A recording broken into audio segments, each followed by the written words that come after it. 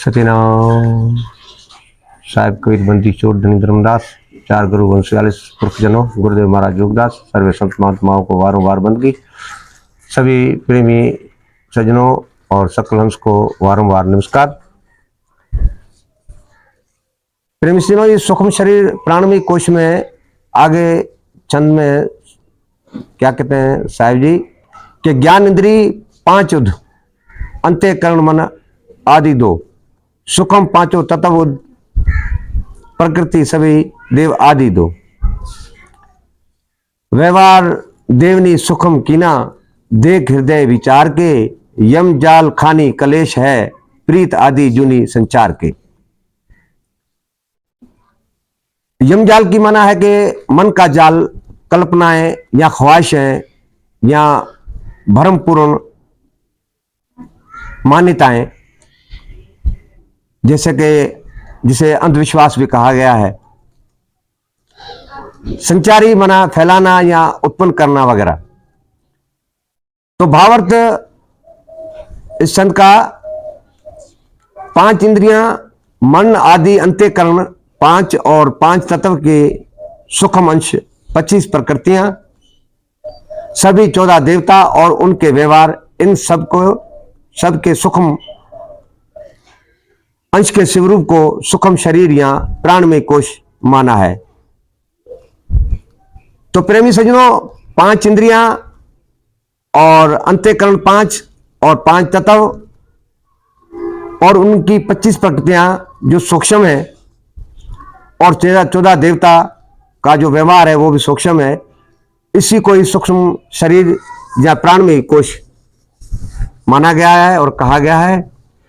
ये तो कुछ ठीक है, पर अपने हृदय में कुछ विचार करके देखे कि भ्रम में पड़े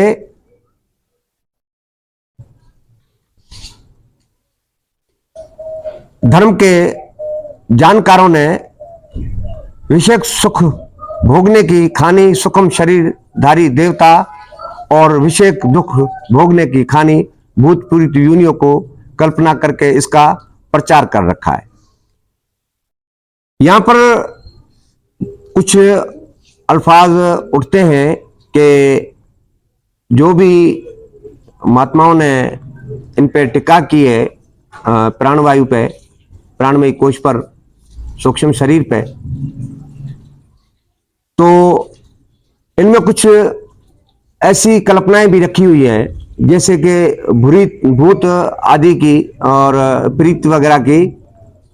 तो ये कुछ ठीक नहीं है, क्योंकि जो लिखा हुआ है सो तो लिखा हुआ है, वेद है, शास्त्र है, ग्रंथ है, कुछ भी है, लेकिन परमात्मा ने तुम्हें भी एक शुद्ध बुद्धि है, सोच विचार दी है और चेतना दी है। तो अपनी उस विवेकता और चेतना को भी इस्तेमाल करना चाहिए और उससे भी सोच विचार करना चाहिए।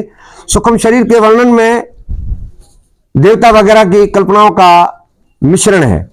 असल में सूक्ष्म शरीर वासनामयी तमाम सूक्ष्म बारीक होता है। कुछ कहते हैं कि सूक्ष्म शरीरधारी प्रीत होते हैं।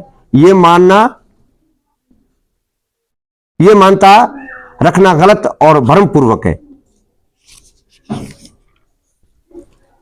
बिना स्थूल शरीर धारण किए जीव किसी प्रकार कर्म नहीं कर सकता। कई साहब बंदी छोड़ कहते हैं कि जीव जब तक स्थूल शरीर धारण नहीं करता तब तक वो कोई भी कर्म नहीं कर सकता और कोई भी ऐसा कार्य नहीं कर सकता। जब तक वो स्थूल में आता है जीव, तभी उससे कर्म जो है वो होते हैं। तो प्रेमी सज्जनों, ये प्रीत की खानी मानना कल्पत और झूठ है। कृपया इसे विचार करना चाहिए और सोचना समझना चाहिए। साहिबंदी छोड़ ने कहा है कि जीव जब इन स्थूल शरीर में पांच तत्व की देही में आता है तभी उससे कार्य होते हैं। साहिबंदगी सतनाम, आज की सत्संग यहीं पर समाप्त करते हैं।